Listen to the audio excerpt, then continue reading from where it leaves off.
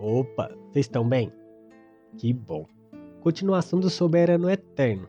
Mas antes de começar o vídeo, eu abri um grupo de membros aqui pro canal por R$ 4,99. Se você puder contribuir, vai ajudar muito. Lembrando que apenas aqueles que tiverem condição. Nos demais casos, seu like já ajuda pra caramba.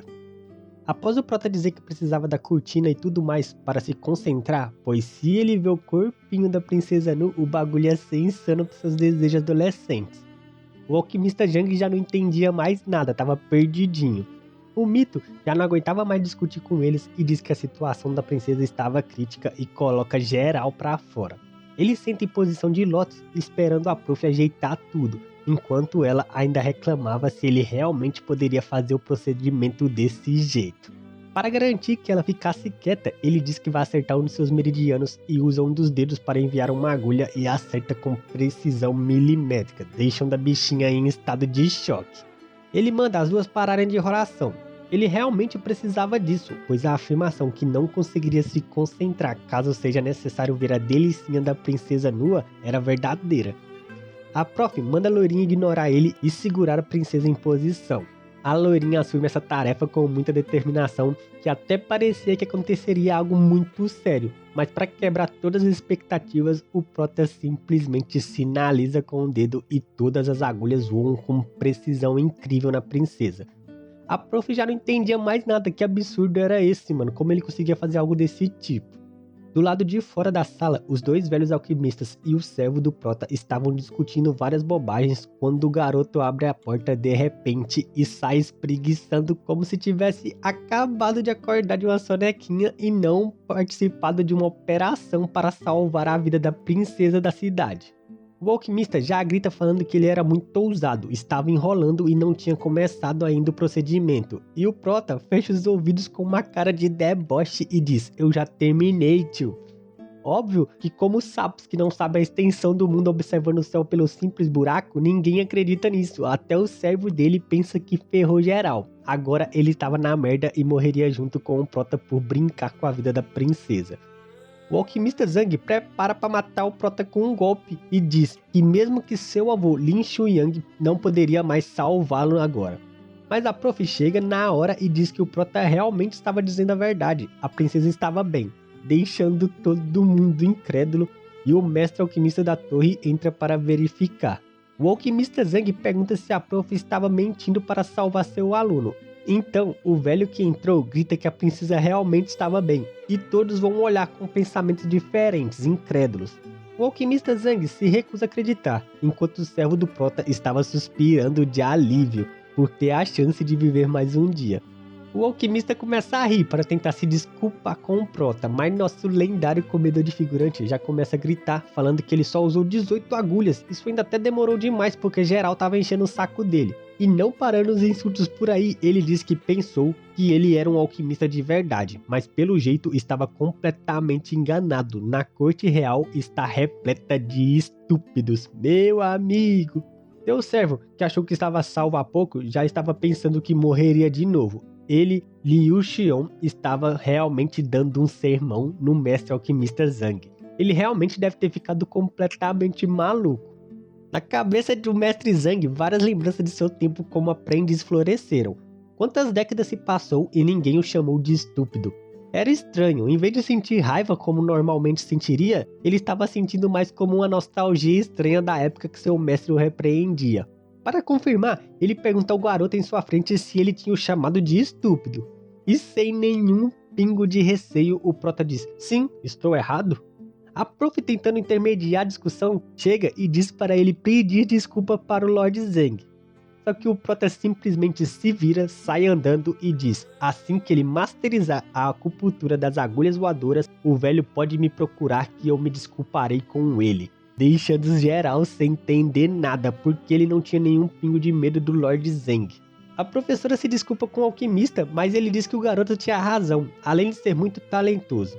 Ele diz para todos que agora que a princesa estava bem, todos podiam se retirar. Ele mesmo ficaria para monitorar o estado dela. Eu já acho que ele vai chorar em posição fetal por ser humilhado por um garoto assim, só acho.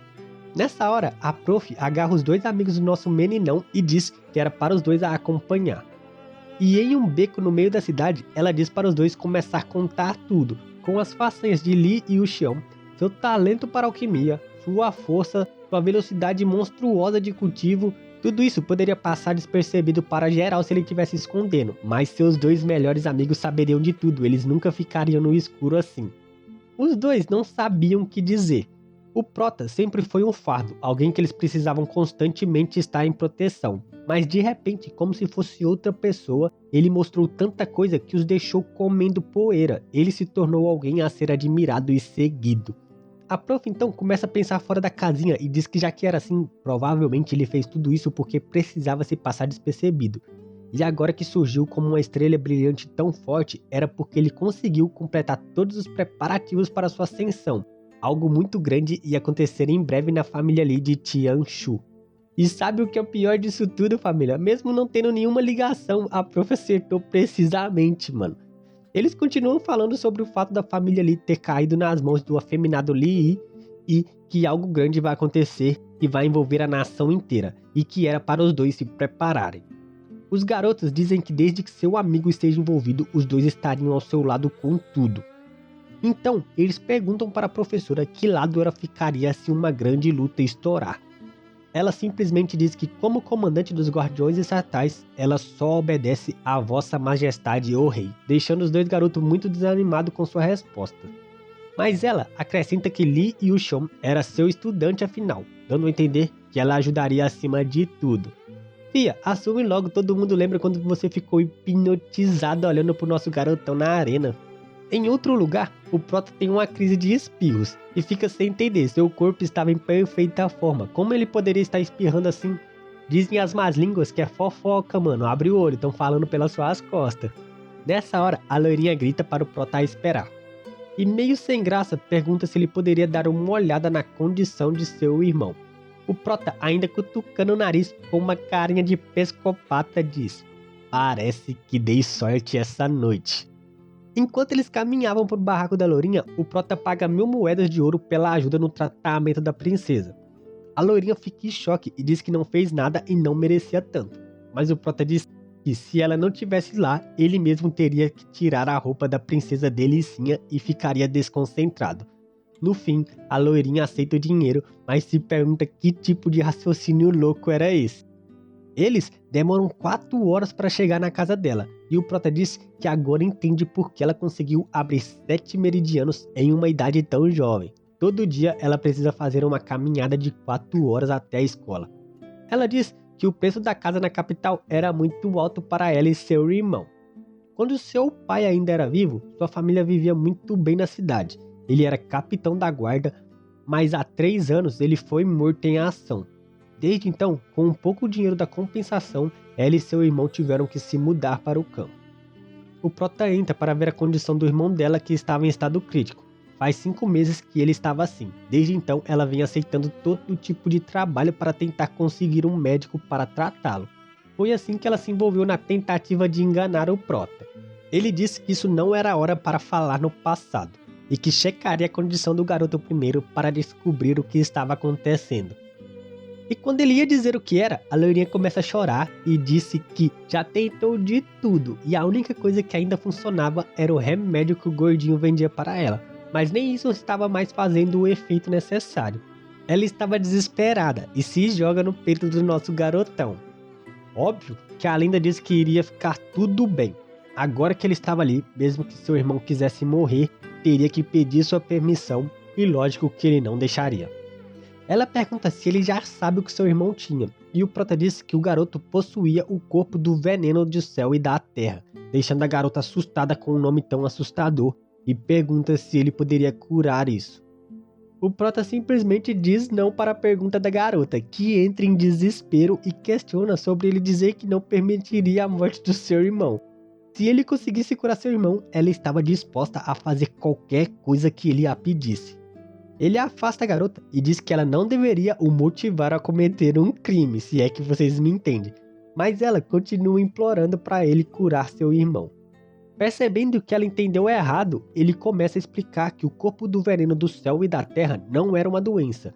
No mundo existem vários tipos de físicos diferentes e cada um deles tem uma característica diferente.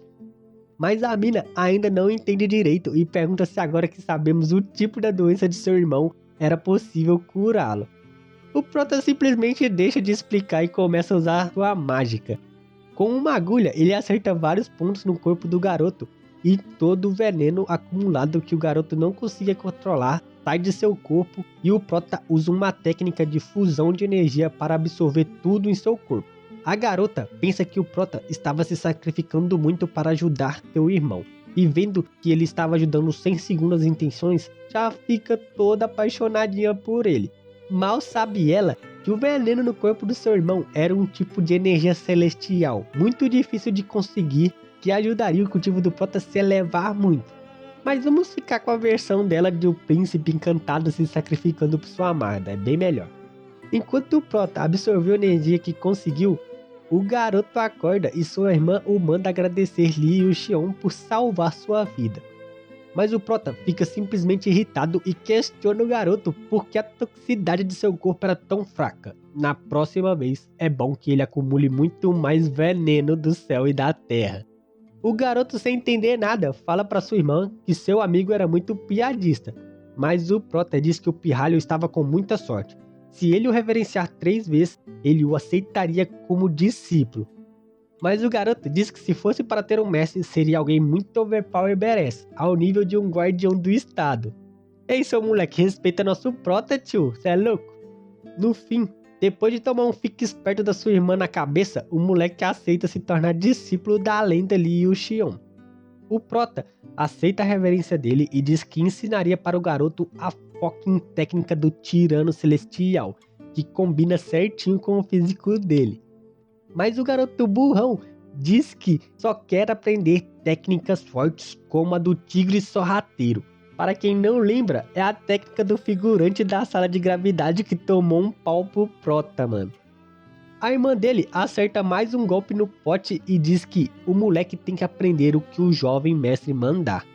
Mas ela também pensou que a técnica soberânica era para iniciantes, fazendo o Prota ter um golpe psicológico muito forte com a idiotice dos dois irmãos. Ele perde a paciência e diz que não sabe nada das técnicas lixo como o tigre sorrateiro. O garoto deve se concentrar no que ele mandar, que controlar a toxicidade do seu corpo seria brincadeira de criança depois. Após ensinar o básico e mandar o garoto treinar negligentemente dia e noite, o Prota diz que por enquanto ele deve se concentrar em adentrar ao primeiro reino original, e depois ele o ensinaria técnicas marciais. Ele perde a paciência mais uma vez com a idiotice do garoto mencionando novamente a merda da técnica do tigre e muda o foco para alguns minérios que estavam no canto do quarto. Esses eram os minérios que o garoto costumava recolher antes de ficar doente para tentar levantar algum dinheiro.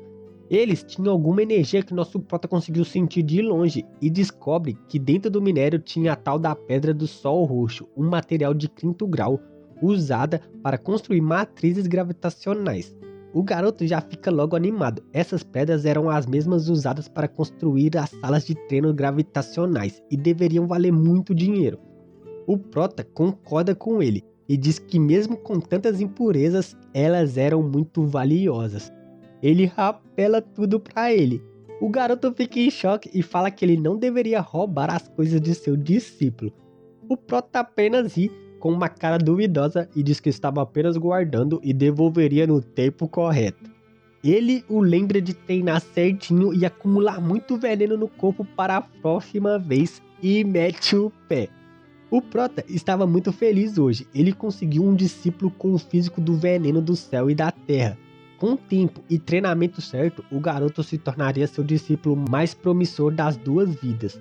Agora, o que lhe faltava era refinar uma arma Chuan. E por sorte, ele ainda conseguiu um material de 5º grau como a Pedra do Sol Roxo. Agora ele conseguiria forjar uma arma ainda melhor. Então, caminha em direção à Associação dos Alquimistas, que nesse exato momento tinha os 2 mestres reunidos que seguravam uma espada e concordam que precisavam encontrar Lee e o Xion. Quando o Prota chega na torre de alquimia, a recepcionista o avisa que o presidente da torre e o Lord Zhang estavam procurando por ele. Ele a acompanha até a sala se perguntando o que estaria acontecendo ao mesmo tempo que a garota pensa que qualquer pessoa no mundo ficaria muito feliz em ter duas pessoas tão importantes esperando por elas.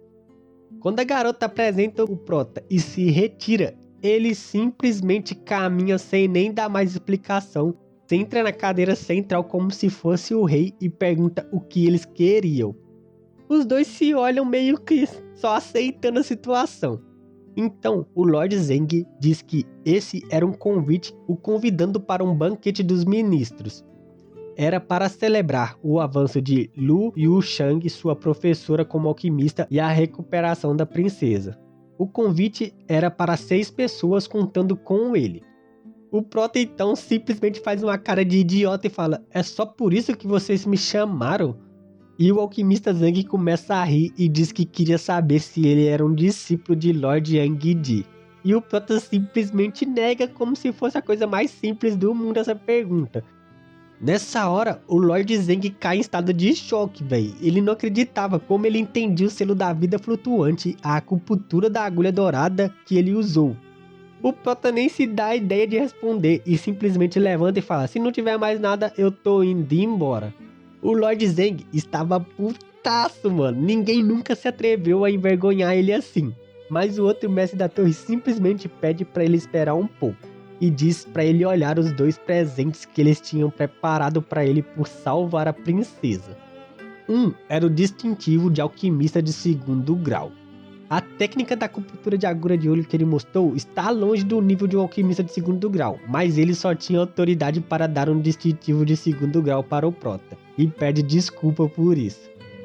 O Prota simplesmente ri e fala: "Não, isso tá bem legal. Deixando isso de lado, o pagamento mensal já é muito bom." Então, ele manda o Prota dar uma olhada na outra caixa, que era uma espada, e pergunta o que ele achava. Essa espada era do Lord Zeng. Ele estava muito relutante, mas diz que para aprender a acupuntura dourada, ele estava disposto a se desfazer dela. O Prota pega a espada que era a obra-prima dele e diz que tinha muitas imperfeições, mas considerando as habilidades dele como alquimista de 3º grau, era realmente difícil achar que ele refinaria algo muito bom. Os 2 caras tomam um choque de realidade quando as palavras muitas imperfeições foram ditas, mano. O jeito que o Prota falava era muito insano. Como ele atreve a dizer que a espada tinha muitas falhas? E o Prota simplesmente olha pra ele e fala: "Vocês não acreditam em mim?" Então o Prota começa a citar todos os ingredientes, o método de refino e tal, e também os erros na refinação, fazendo os 2 caras ficarem inacreditável. Eles nunca tinham pensado sobre isso e só estavam tentando melhorar a qualidade dos graus da arma e não a qualidade da refinação. Nessa hora, como um deus da alquimia, o Prota começa a citar que técnicas de refinamento e escolhas do fogo eram muito importantes. Um fogo forte nem sempre seria melhor, e a imagem do soberano estava atrás dele. A espada que Lord Zeng sempre foi orgulhoso de ter refinado, agora aos olhos dele nada mais era que uma sucata, literalmente. Eles olham para o Prota e só vê uma sombra tão grande que eles não conseguem alcançar. Parecia que eles deveriam escalar aos céus. Rapaz, nosso Prota é muito foda, família. Depois que o Prota mostrou a distância entre um deus da alquimia e os meros mortais, os 2 perguntam se ele poderia mostrar como se refina armas Chuan de alta qualidade. Ele aceita e também leva seu servo Jiarong para assistir. A matriz de refinação da torre era de alta qualidade, o que o surpreende o Prota. Mas quando o velho o lembra que ela foi feita por Yang Di, seu discípulo da vida passada, tudo fazia sentido. Isso o deixa muito animado. Agora ele conseguiria fazer a arma junto com refinar algumas pílulas para seu novo discípulo. E quando os 3 ouvem isso, ficam totalmente incrédulos. Que absurdo era esse de refinar pílulas e fazer uma arma Chuan de uma vez só? Seu servo diz para ele se concentrar em fazer a arma. Essas simples pílulas podia deixar que ele mesmo as faria. Nessa hora, o Prota diz que talvez ele não tivesse vontade de o assistir enquanto refinava. Família, quando o maluco ouve isso, falta pouco sua alma sair do corpo. Que alquimista abaixo do céu iria deixar passar a chance de ter tal experiência? Ver seu jovem mestre, que para ele era quase como um deus no ramo da alquimia, em ação, era uma experiência única. Ele nem espera o Prota terminar de falar e todos os materiais já estavam prontos em sua frente. Carvalho, menor, que velocidade é essa? O maluco é o próprio Barry Allen, mano. O mestre da torre diz que nunca ouviu falar de alguém que consiga fazer essas duas tarefas diferentes de uma vez só enquanto refina. E nosso meninão, humilde que só ele, diz que o velho não só acabou de ouvir isso, como também estava prestes a testemunhar isso pela primeira vez na história. Era bom ele ficar bem atento. Humilde como sempre, nosso garotão. Mas eu vou te falar, tem gente que nasceu para ser humilhada e fazer papel de trouxa. O alquimista Zhang, que já quebrou a cara com o Prota mais de uma vez, apenas manda o velho deixar o suposto adolescente de pavio curto e impossível falhar, que depois ele se arrependeria e voltaria atrás com suas palavras. Nosso Prota nem liga mais para os figurantes e simplesmente começa o procedimento jogando tudo de uma vez dentro do caldeirão. E mais uma vez, os três já não sabem nem onde estavam mais, perdidinhos na refinaria. Além de fazer pílulas e refinar a arma de uma vez só, ele misturou todos os ingredientes de uma vez só. Eles começam a pensar por que respeitáveis alquimistas estavam deixando um garoto brincar com eles assim. Ele realmente sabia algo sobre alquimia? Que brincadeira era essa? Ele aproveitou um pouco de seu conhecimento e usou isso para enganar a todos. O melhor nessa parte era que geral, que já viu ele fazendo as coisas mais impossíveis do mundo e continuam agindo assim, para qualquer coisa que ele faz. O nível de burrice desses figurantes era de mais de 8.000, cara. Indiferente de todos os pensamentos inúteis do figurantes, o Prota salta para cima da matriz de refinação e começa uma sequência precisa ativando uma técnica de refino único, que deixa o caldeirão parcialmente ativo. O mestre da torre e o alquimista Zhang, vendo isso outra vez, ficam incrédulos. Como pode? A matriz estava apenas parcialmente ativa. Para eles, essa matriz sempre funcionou de duas maneiras. Ou ela estava totalmente ativa ou ela falhava.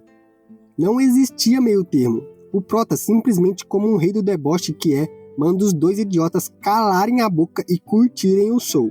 Ele cita exatamente todos os aspectos presentes nessa matriz auxiliar conhecida como espíritos diformes, que possui ilimitados efeitos quando ativada completamente. Por isso ela é conhecida como uma poderosa matriz. Se fosse totalmente ativa, seria necessário um poder mental e espiritual absurdo. E como alguém em sã consciência se submeteria a isso para uma simples refinação de pílulas básicas de primeiro grau e uma arma Chuan? Ele simplesmente ativou apenas fodendo 108 efeitos que eram mais do que suficientes. Ouvindo isso, a alma do alquimista Zhang e do mestre da torre estava prestes a sair de seus corpos. O servo do Prota podia ver a luz que irradiava do caminho divino da alquimia que antes era nebuloso para ele. Agora estava claro e vívido.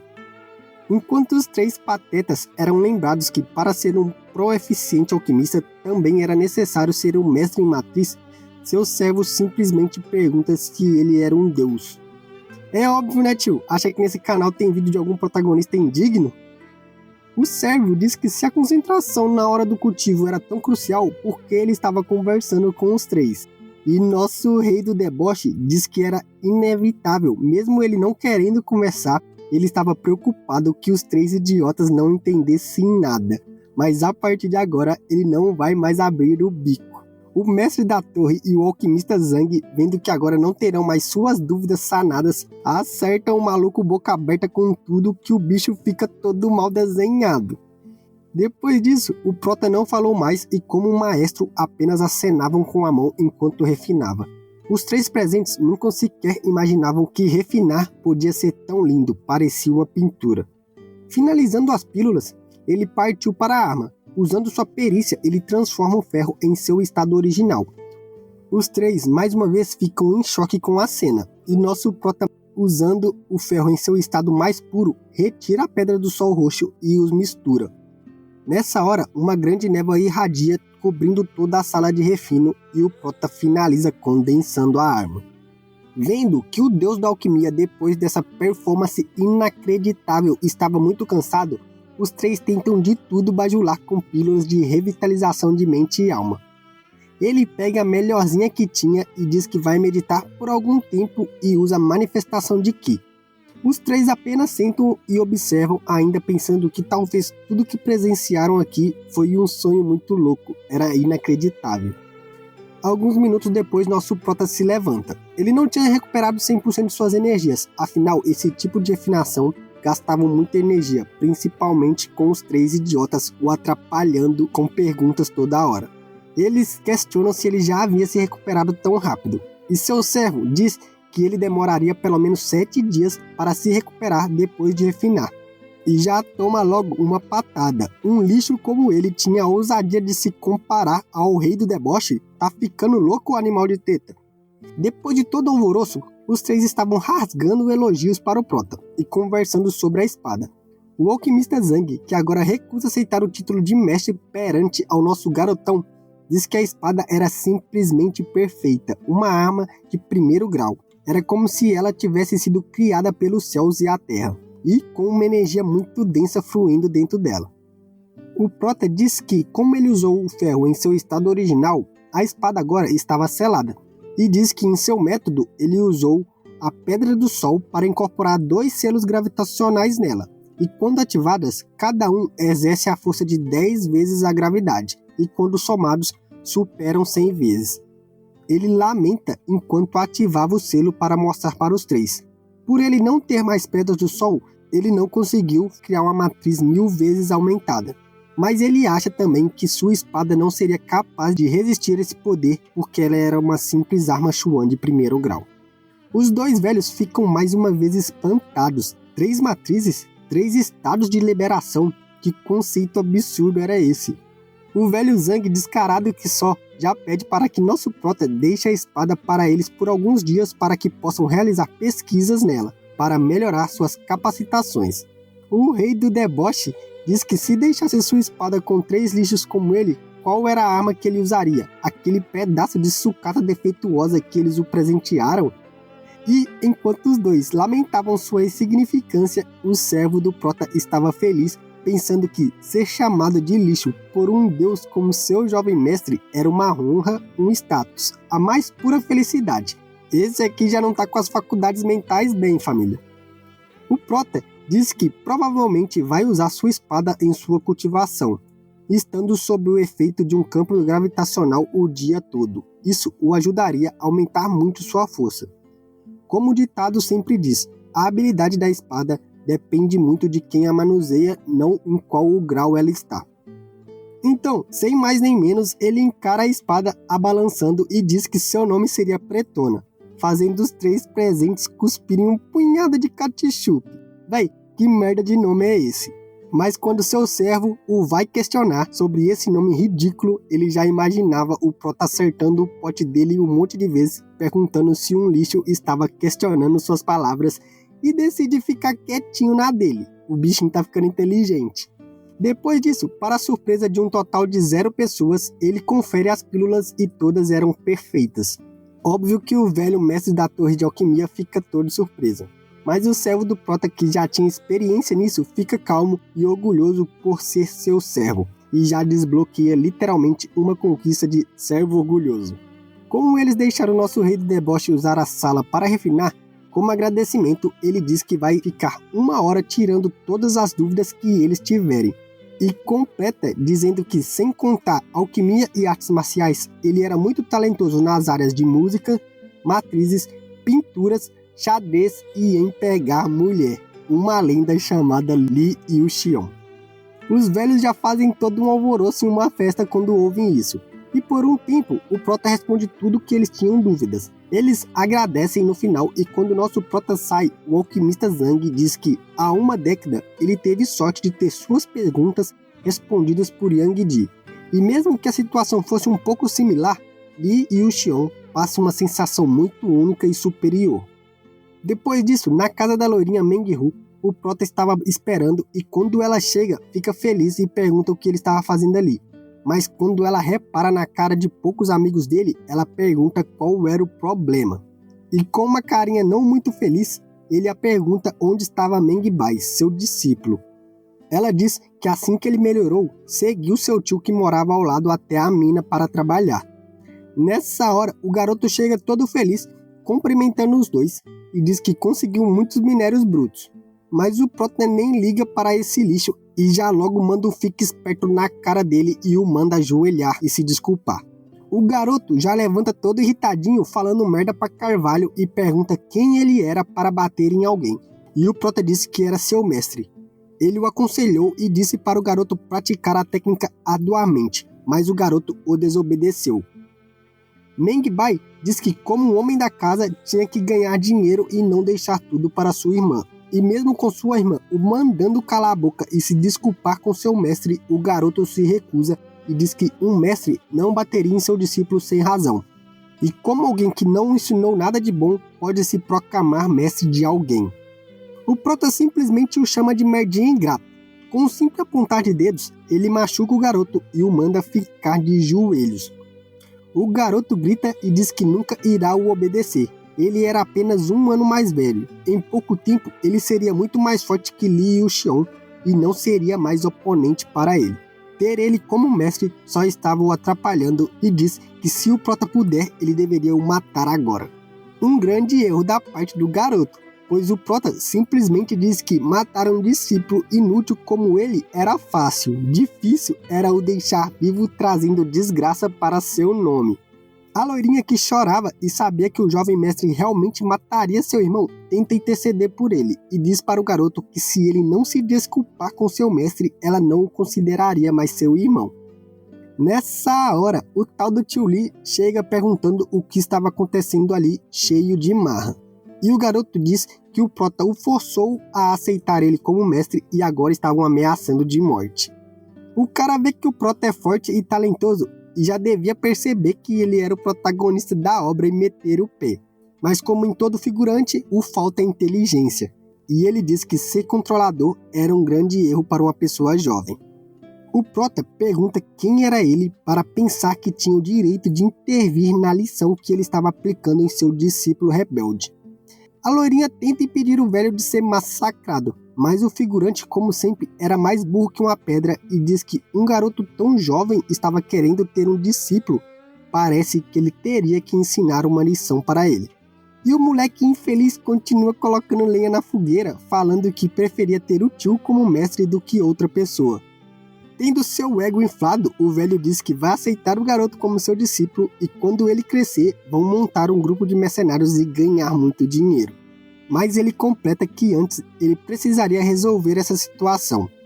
A garota mais uma vez tenta impedir de trilhar o caminho da morte certa, mas ele tinha coragem de dizer para ela não se preocupar. Ele não machucaria muito o garoto. Rapaz, aí é foda, mano, vai apanhar só. O rei do deboche diz que não vai usar sua energia nem técnicas marciais para lidar como um lixo como o velho, e que se perder vai se ajoelhar e lamber seus pés. Com sua afirmação, até a loirinha fica surpresa. O velho também estava perdidinho na porradaria. Vendo que o garoto era muito arrogante, o velho já parte para cima dele gritando que um garoto tão inocente não deve saber o quão alto era o céu e já tentava acertar com sua técnica punho cerrado. Supressor universal da alma, expansão proibida. Com essa técnica, o velho que estava cheio de si começa a cuspir ketchup, assustando os irmãos. E como um cachorro, começa a obedecer aos comandos do Prota e se ajoelha para lamber seus sapatos. Mas um lixo como ele não era qualificado para isso. Já toma logo uma bica na cara e vendo seu tio, que parecia tão forte, perder facilmente assim, o garoto já estava totalmente desesperado. E para deixar ainda mais pior a situação, o Prota chega atrás dele e diz: "Você não queria morrer? Se prepare, agora é sua vez." A garota desesperada pede perdão para seu irmão e diz que se alguém deve ser punido seria ela por ser negligente e não educar adequadamente seu irmão que não sabia como o mundo funcionava. O Prota suspira. Esse garoto realmente tinha um futuro promissor. Contudo, ele não tinha mais interesse nele e começa a se retirar. Obviamente, agora que o moleque percebeu a grandiosidade do nosso reizinho, se arrasta e implora que ele o ensine artes marciais. Mas o Prota diz que não estava mais interessado em ter discípulos patéticos como ele. A loirinha também entra em ação e implora e diz que a partir de hoje não vai deixar seu irmão ir minerar e focar 100% em cultivar. Mas o garoto a interrompe e fala que não vai permitir que sua irmã cuide de tudo sozinha. Ele vai continuar minerando, mas vai dar 100% de si em cultivar. Então, o Prota diz que se o garoto conseguir abrir 7 de seus chakras e adentrar o reino da origem em 5 dias, ele poderá continuar como seu discípulo. Caso contrário, era melhor ele nunca mais aparecer em sua vista. Sua irmã, vendo que essa condição era basicamente impossível, tenta convencer o Prota, mas o garoto grita que não importa se são apenas 5 dias, desde que seu mestre disse ele deve ser capaz de fazer isso. Até que enfim esse garoto tá virando gente. O Prota se retira e diz que voltará em 5 dias para checar o progresso do garoto. Ele aluga um quarto de hotel para cultivar, usando a pretona com a gravidade 10 vezes aumentada. Enquanto isso, a cidade estava em alvoroço, pois depois de décadas, o mestre da torre e o alquimista imperial Zhang anunciaram que entrariam em cultivo totalmente isolado. 5 dias depois, o Prota sai do quarto do hotel com mais um nível de cultivo rompido, como se isso fosse a coisa mais simples do mundo, e vai para a casa dos dois irmãos. Quando ele entra, vê a garota desesperada e seu irmão completamente tomado pelo veneno de seu corpo, enquanto tentava desesperadamente romper a 7ª camada. E outra vez, para a surpresa de 0 pessoas nesse vídeo, ele consegue romper para o guerreiro marcial de 1 estrela. Sua irmã, que estava distraída, esbarra no Prota enquanto estava prestes a sair para procurar o mesmo. O Prota elogia seu discípulo pelo trabalho duro e o manda sentar que ele iria absorver o veneno em seu corpo. Afinal, todo mundo aqui sabe que nosso meninão só aceitou o garoto como seu discípulo porque o veneno do seu corpo era basicamente uma energia celestial muito rara. O garoto, vendo que depois de ter o veneno do seu corpo absorvido, sua força também desapareceu, questiona o Prota sobre isso. E ele dá uma aula sobre os tipos de físicos no mundo, e como ele se tornaria quase invencível assim que atingir um nível considerável de cultivo, onde conseguiria controlar o veneno de seu corpo. O garoto fica feliz, mas percebe que o veneno de seu corpo, diferente do que ele sempre pensou, era uma coisa muito boa. O rei do deboche diz que obviamente que era uma coisa boa, por qual motivo ele absorveria o veneno se não fosse. E o garoto, que agora parece estar usando seu cérebro, diz que então, desde o começo, seu mestre estava o usando, percebendo todo o esquema do Prota. Percebendo que ele falou demais, o Prota saca as pílulas e entrega para o garoto, para mudar o foco da conversa. Ele também entrega uma pílula do impacto para a garota, que a ajudaria a avançar. Ela fica muito feliz. A mais simples dessa pílula custava milhares de peças de ouro cada. E o Prota se pega pensando que em sua vida passada, qualquer pílula que ele fazia era quase inestimável, que nem mesmo os materiais mais caros poderiam valer seu preço. Ah, mas aí você também tá se achando demais, filhão. Se nada pudesse comprar suas pílulas, pra que você faria ela então, hein?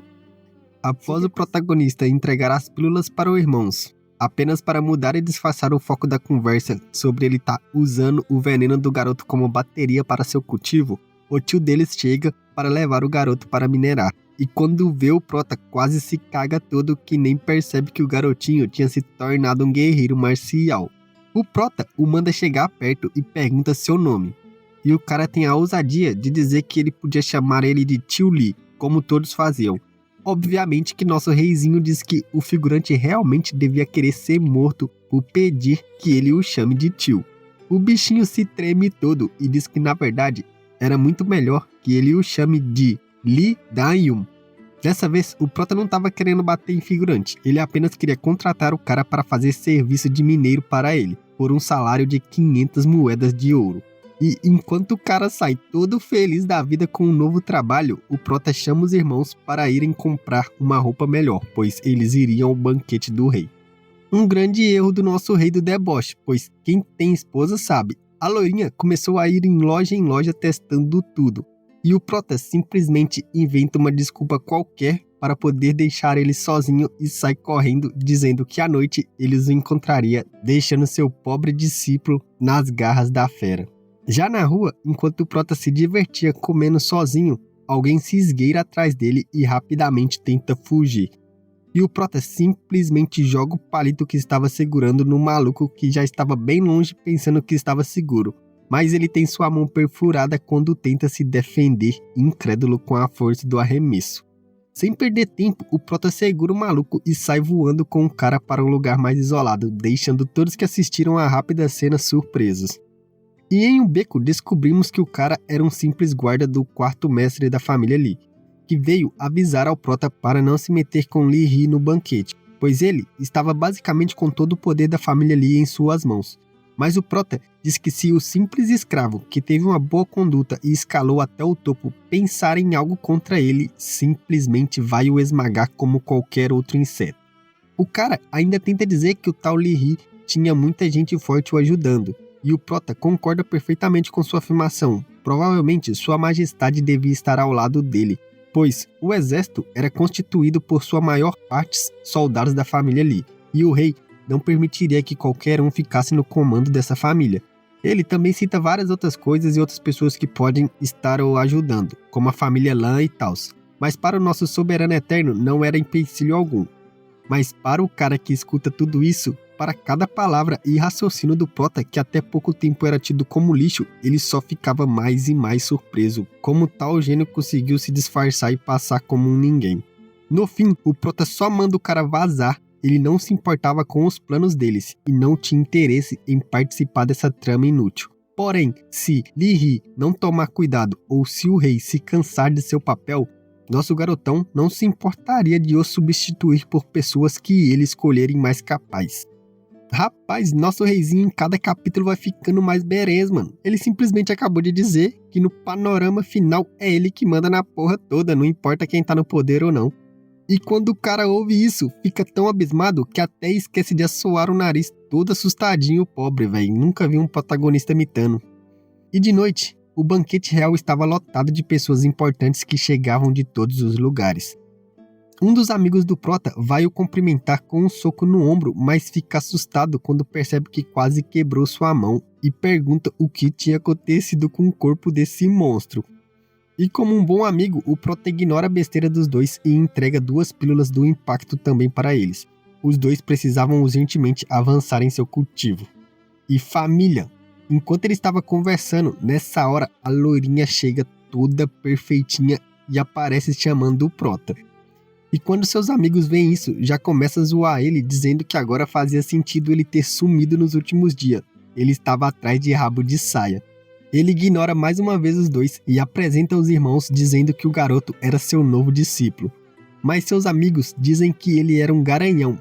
Até mesmo pegou o garoto como discípulo para poder ficar com sua irmã, fazendo o menino ficar todo traumatizado, perguntando se toda a ajuda até agora era com a intenção de entrar para a família pegando sua irmã.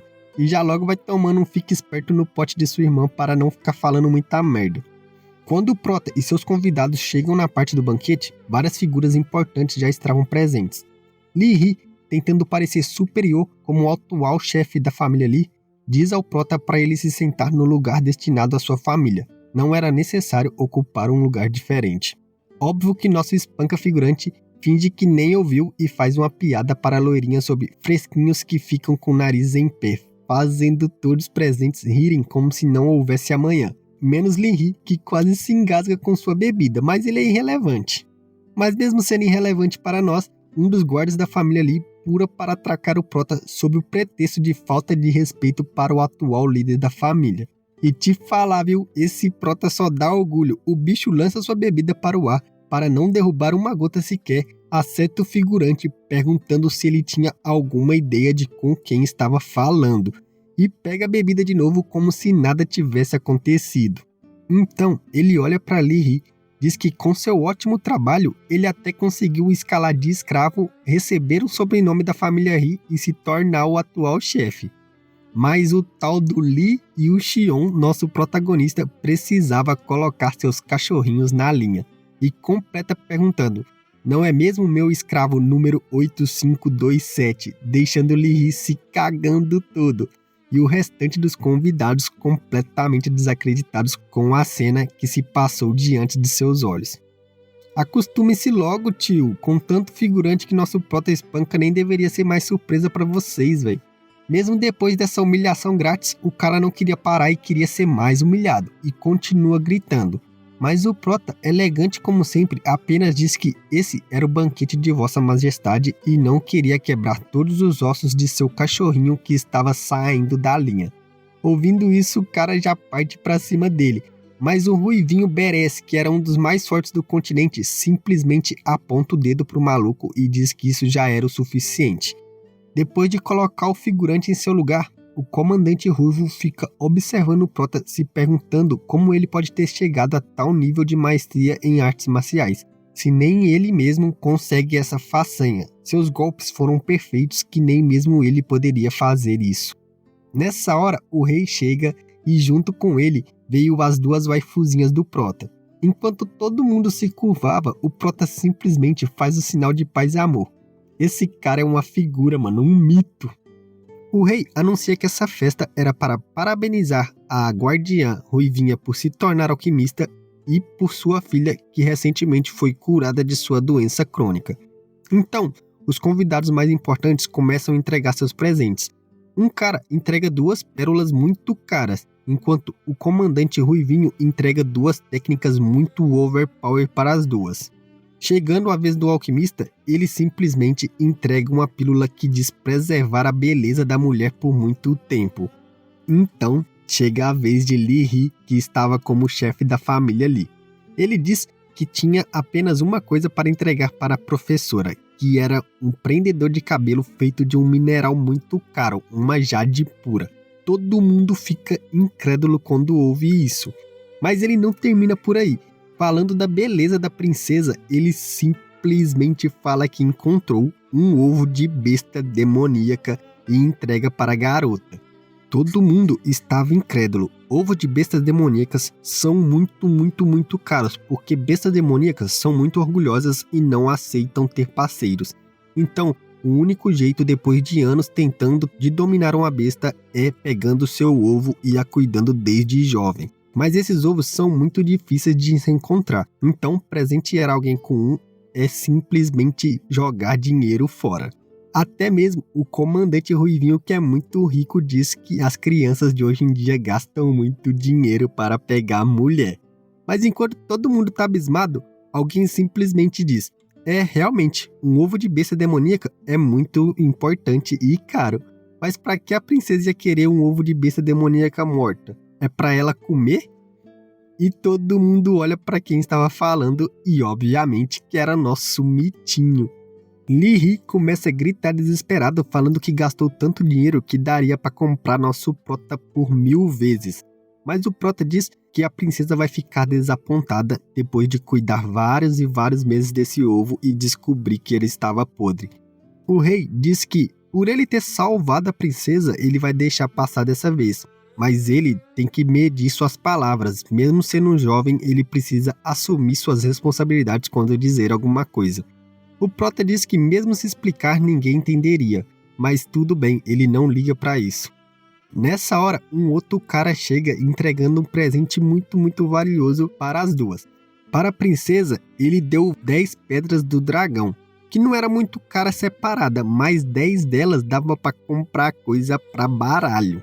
E para nossa professora Ruivinha, ele simplesmente diz que comprou pedras primordiais para ajudar ela a avançar no seu cultivo. Cada pedra primordial dessa valeria basicamente um ovo de besta demoníaca, mano. Só pra você ter ideia do valor que o cara gastou pra tentar surpreender nossa Ruivinha. Mas ela já tem dono, filho, você perdeu. Ele já se declarou para a Ruivinha muitas vezes, mas ela sempre negou. Por isso, ele preparou todo esse presente para ela dessa vez. Ele era o príncipe que queria ascender ao status de imperador, e com a ajuda dela, que agora era uma alquimista, e quando ela usar essas pedras e se tornar uma cultivadora muito mais forte, ele conseguiria com certeza alcançar esse objetivo. Mas a nossa Ruivinha simplesmente fala que um presente tão caro e inestimável, ela nunca ousaria aceitá-lo e tocar. Vendo que seria rejeitado mais uma vez, o príncipe idiota começa a correr com as pedras primordiais na mão e dizer que perante todas as pessoas importantes do reino, ele estava a pedindo em casamento dessa vez oficialmente. A Ruivinha, irritada, diz pra ele se controlar. Na próxima vez que ele passar do limite, ela não responderá por ela mesma. Rapaz, tá doido de mexer com a mulher do nosso prota, fi? Se controla aí, ó figurante. Só porque você é príncipe, você acha que você pode alguma coisa? Ele tenta se humilhar, mas ela não deixa e manda ele ter modos. Então, ele pergunta se ela já estava apaixonada. E se ela estava, quem era o cara? Ele queria lutar com ele, porque nesse reino, quem mais era digno de ter ela do que ele? Nessa hora, ela simplesmente para olhando para o nada e começa a contar uma história. 15 anos atrás, no Palácio Celestial da Noite, sua mestre chegou da base da montanha. Sua gentil, carinhosa e sempre bondosa mestra estava diferente. Agora ela estava mais rígida, cruel e sempre descontava suas frustrações na nossa ruivinha favorita. Ela sempre ouvia sua mestra chorando e falando o nome. Ela sempre disse que queria descobrir quem era esse homem para poder dar uma surra por fazer sua mestra ficar assim. Mais tarde, ouvindo sua mestra um dia sussurrar chorando, ela descobriu o nome desse homem. Gu Fei Yang. Para quem não se lembra, era o nosso protagonista antes de reencarnar. Um dia, no palácio, sua mestra conseguiu reunir vários soberanos marciais. Todos eles discutiam sobre o preço para essa missão que ela estava tentando imbuir a eles. No final, todos concordam em participar desse combate. Como tinha muitos, eles ainda estavam duvidosos se Gu Fei Yang ia ter coragem de aparecer. Vários deles diziam que assim que ele ia aparecer, eles sozinhos enfrentarão e lutarão com ele e derrotarão o tal soberano marcial mais forte. Então, um deles pergunta para a mulher se realmente Gu Fei Yang ia aparecer ou se ele iria buscar ajuda, afinal, tem muitos soberanos marciais ali, ninguém seria louco de desafiar todos de uma vez. Ao todo, tinha 10 soberanos marciais ali. E eles estavam receosos pensando que Gu Fei Yang tinha ido atrás de mais 9 ajudantes para fazer uma luta 10 contra 10. Um cara muito debochado disse que mesmo que for uma luta 10 contra 10, ele tem total garantia de poder derrotar Gu Fei Yang. Era só deixar para ele. A mulher não perde mais tempo e fala que tem certeza que Gu Fei Yang não pedirá ajuda e também não deixará de aparecer ali. Então, o carinha de cabelo branco olha pra ela e pergunta como ela tinha tanta certeza que Gu Fei Yang iria aparecer. Nessa hora, ela simplesmente fala, eu sei que ele vai aparecer, porque ele já chegou. Vendo que ninguém apareceu depois da mulher falar, o cara fala, seu palpite estava errado. E ela simplesmente diz, não era um palpite, ele realmente chegou. Você não percebeu que os ventos ficaram mais fortes? Os outros soberanos dizem que eles estavam em um pico muito nevado. É lógico que teria ventos ali, mas nessa hora, uma forte ventania entra pela sala perturbando todo mundo. Quando os 10 soberanos marciais saem da sala para ver o protagonista, eles simplesmente veem uma mão enorme de vento no ar. Então o protagonista começa a citar sua técnica. Os ventos e as nuvens se movem por minha causa. Grande palma da mão de ventos. Um dos caras já começa a desesperar e grita, que poder é esse, mano? Vendo que sozinho nenhum deles seria comparável ao poder do prota, os 10 começam a lançar suas técnicas para ir de encontro com o ataque do prota. Mas foi tudo em vão. Mesmo todos eles usando todas suas forças em suas melhores técnicas, eles são esmagados como insetos. O prota é insano demais, família. Enquanto eles pensam que eram todos soberanos marciais, como poderiam haver tal diferença de poder? A mulher que era a mestre da ruivinha simplesmente diz, é óbvio que há tanta diferença, afinal ele é o mais lindo e belo. E nessa hora nosso prota vem descendo a escada de nuvens como se fosse um deus, família. O bicho é bravo demais. Então é isso, família. Vou ficando por aqui. Se curtiu o vídeo, já dá um like, se inscreve no canal. Lembrando que o grupo de membros está ativo aí. Por R$5 você ajuda esse canal a ficar todo vapor e trazer mais vídeos para vocês com uma frequência mais rápida. Vejo vocês em breve. Até lá, fiquem bem. Falou, falou e falou! Fui!